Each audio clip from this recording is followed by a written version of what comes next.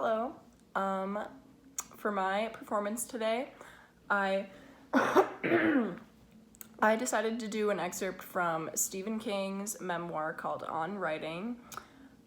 Stephen King obviously is a famous author who's written like The Shining and It and all that stuff. And this is a little part in the beginning of his memoir about when he was a kid and going to the doctor for some like ear infection that he had. And for my performance, I chose to do open eye contact because it's more of like conversational, like he's just telling a story to a friend. When I was 5 or 6, I asked my mother if she'd ever seen anyone die. Yes, she said. She'd seen one person die and had heard another one.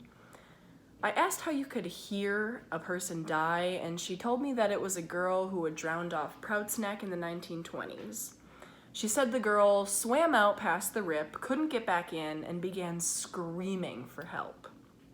Several men tried to reach her, but that day's rip had developed a vicious undertow, and they were all forced back. In the end, they could only stand around, tourists and townies, the teenager who became my mother among them, waiting for a rescue boat that never came, and listening to that girl scream until her strength gave out and she went under. Her body washed up in New Hampshire, my mother said. I asked how old the girl was. Mom said she was 14, then read me a comic book and packed me off to bed. On some other day, she told me about the one she saw, a sailor who jumped off the roof at the Graymore Hotel in Portland, Maine, and landed in the street. He splattered, my mother said in her most matter-of-fact tone. She paused, then added, the stuff that came out of him was green. I have never forgotten it.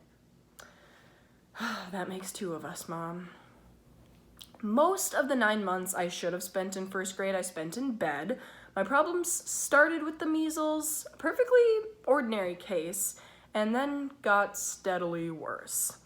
I had bout after bout of what I mistakenly thought was called stripe throat. I lay in bed, drinking cold water and imagining my throat in stripes of red and white.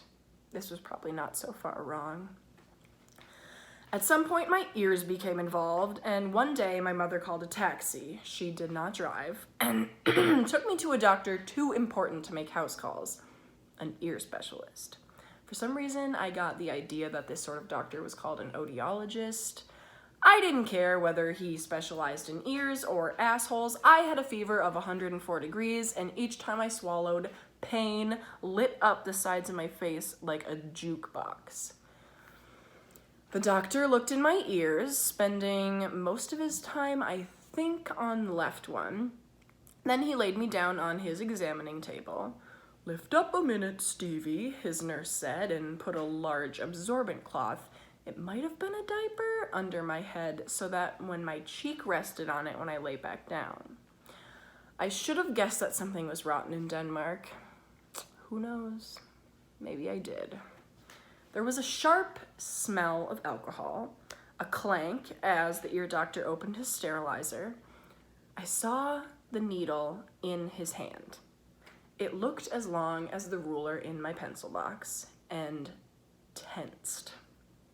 The ear doctor smiled reassuringly and spoke the lie for which doctors should be immediately jailed. Time of incarceration to be doubled when the lie is told to a child. Relax, Stevie. This won't hurt. I believed him. He slid the needle into my ear and punctured my eardrum with it. The pain was beyond anything I have ever felt since. The only thing close was the first month of recovery after being struck by a van in the summer of 1999. The pain was longer in duration, but not so intense. The puncturing of my eardrum was pain beyond the world. I screamed. There was a sound inside of my head, a loud kissing sound.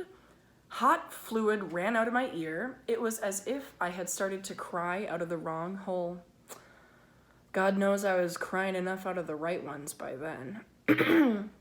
I raised my streaming face and looked unbelievingly at the ear doctor and the ear doctor's nurse.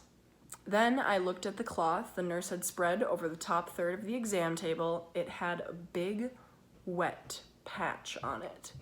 There were fine tendrils of yellow pus on it as well. "There," the ear doctor said, patting my shoulder. "You were very brave, Stevie, and it's all over." The next week, my mother called another taxi. We went back to the ear doctor's, and I found myself once more lying on my side with the absorbent square cloth under my head.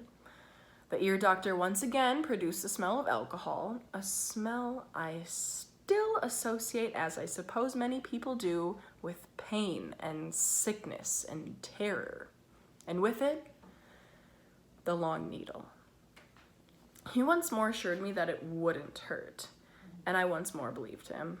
Not completely, but enough to be quiet while the needle slid into my ear. It did hurt. Almost as much as the first time. In fact, the smooching sound in my head was louder too. This time it was giants kissing. Sucking face and rotating tongues, as we used to say. "There," the ear doctor's nurse said when it was over, and I lay there crying in a puddle of watery pus. "It only hurts a little, and you don't want to be deaf, do you? Besides, it's all over."